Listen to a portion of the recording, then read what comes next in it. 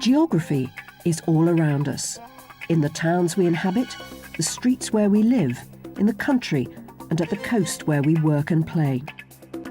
Yet according to Ofsted, only 1/3 of primary school pupils do well in geography, and many teachers are nervous of it. So today, this man is taking the subject on.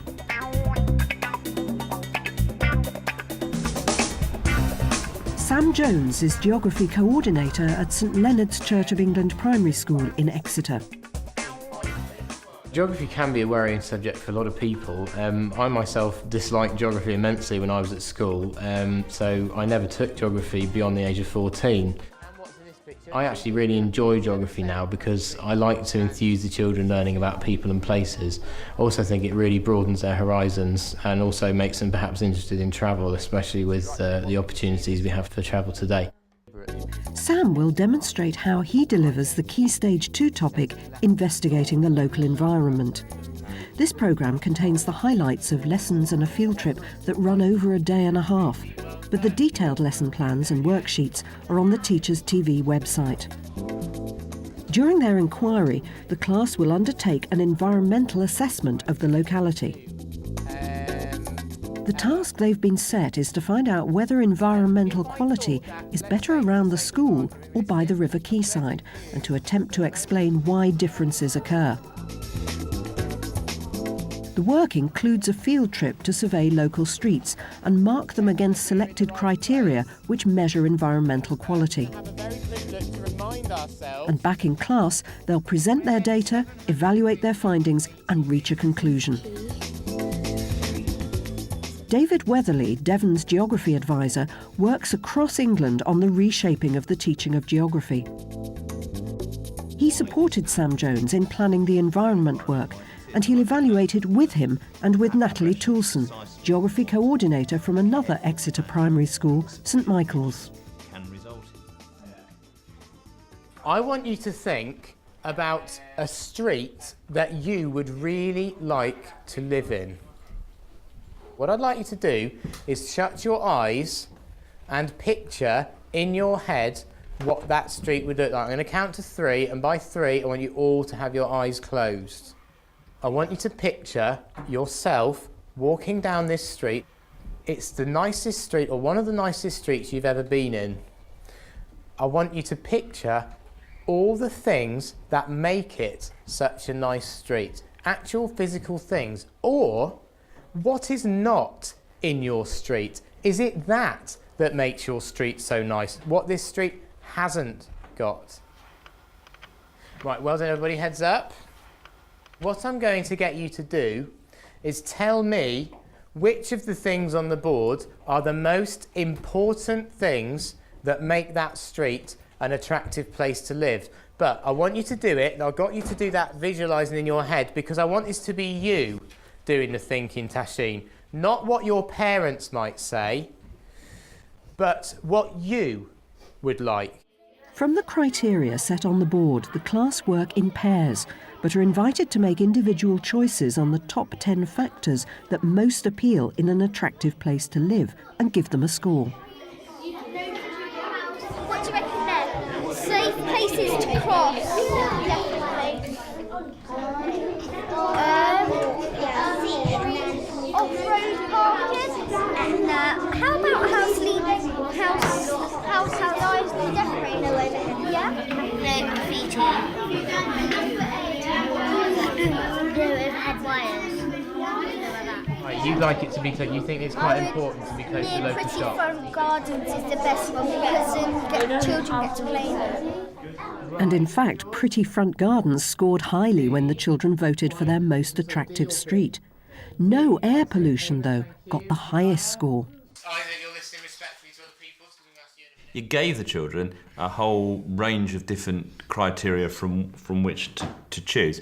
What interests me there is, I mean, did you think perhaps another way of doing it might have been to have got the children to generate ideas themselves and then sort of whittle down the shortlist from that? That would be another way of doing it. The reason we did it this way was because, well, we had to fit the work within a certain amount of time. Yeah, sure. The focus of it was the field visit, and we had to give ample time after the field visit to put it all within context and come up with the final answer to our hypothesis. And so if we had another lesson, perhaps another hour, we could have then asked the children to come up with their own criteria. And it also maybe pointed them in directions that they otherwise wouldn't have thought of. Perhaps the children may not have come up with no air pollution as one of the first things that they were thinking of, but as it happened, when it was suggested to them, when they voted, that actually, as a pleasant surprise, ended up being the most popular criteria. With the criteria agreed, they've generated the means to test the quality of the local environment. The intrepid Sam has planned a field trip, and nothing, not even West Country rain, is going to put him and his group off. The rest of the class are also out and about in different streets. Now, what would you give this road here out of 10 for noise, perhaps for noise, but also for air pollution? Well, if it's no air pollution, I wouldn't give it very much. Now, no graffiti. Well, we can't see any, can we? So maybe we ought to rate that quite high. If there isn't any, then what do we have to give it? 10. Do we think they're nicely decorated? Yeah. What would we give these out of 10? 10. Ooh, 9 or 10. Why do you think people might want to live by the water? Because it's nice and pleasant. Right, pleasant view perhaps. What can we see a lot of dumped down here? Clothes. Right, bits of old clothes and litter and old cups and cans.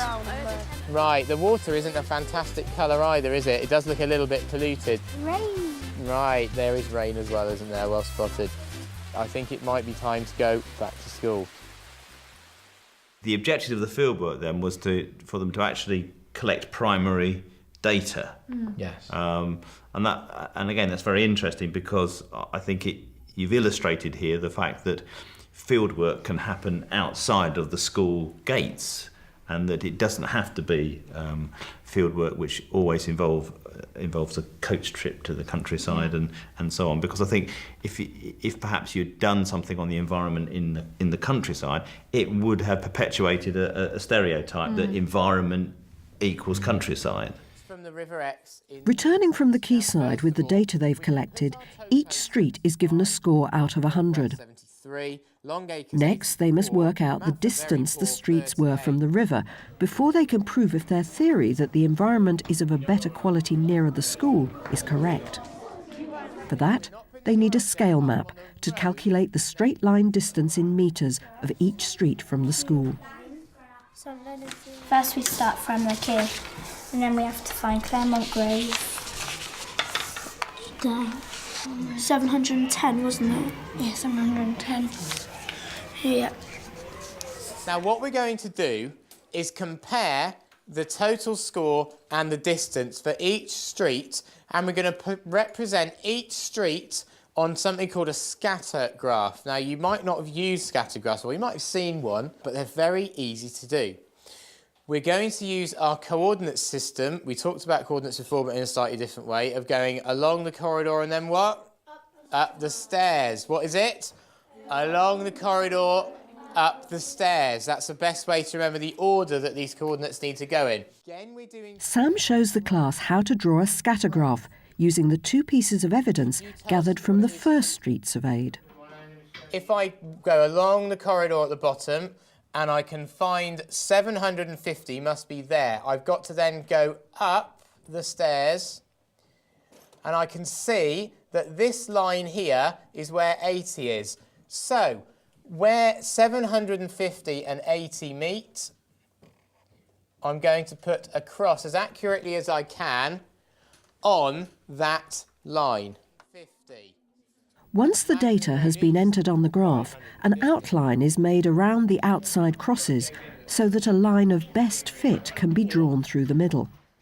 A simple method for proving or disproving their original hypothesis. as we get closer to the school, what starts to happen to the schools? Sebastian? It gets better when you get to the school because it gets better all around. There's less pollution and stuff. Now, our hypothesis stated that the quality of the environment improves from when you leave the river towards the school. So we said it's worse at the river and gets better up at the school. So, is our hypothesis correct? Yes. That was pretty ambitious. Well, that was Key Stage 3 ambitious, wasn't it? It was. And it was a little worrying when you originally plan it, as anyone would be, are the children going to be able to grasp it? Because nobody likes to be in a situation where none of the children have got it, or maybe a few have. But in this case, by just going through it step by step, one piece at a time, and also by having it something completely new, so it was a little more exciting to them, I think they coped with it really well. What I particularly liked was the way the children had to interpret the axes, so it became almost using maths across the curriculum as well, which I think is really important. And the children were able to interpret that results and come up with a conclusion. They're able to say what was happening to the environment. Yeah. The further away they got from the key, which is... I agree with that, because I think the children responded very well to the challenge of it, and at no point did you use the term maths or numeracy. No. This is geography. We're doing geography, and we are using tools to help us do better at geography. Findings like this in geography ideally need to be written up and communicated. So Sam uses worksheets to get the class to write down what they set out to prove, how the data was collected and what it revealed. From start to conclusion, the whole topic has taken a day and a half. What have you done? It's better if you live near a school because they care about the school a lot. Because near and around the school area it has less air pollution, less litter, less graffiti, prettier and more decorated houses and pleasant views. Can you tell us what you wrote, please? I think this is because there aren't as many houses near the river and people would take more care of it if there were more houses. Right, so Ella went beyond just considering the criteria as they were, and she came up with an explanation for the whole thing. Perhaps the reason is that there are more houses the closer you get to the school. That's what you said, wasn't it? And so perhaps if people live in an area, then they'll take more care of it. Thank you very much, you three. Give them a clap. Clearly they'd done the scatter graphs very well, and you took it one stage further. You talked about the best fit line.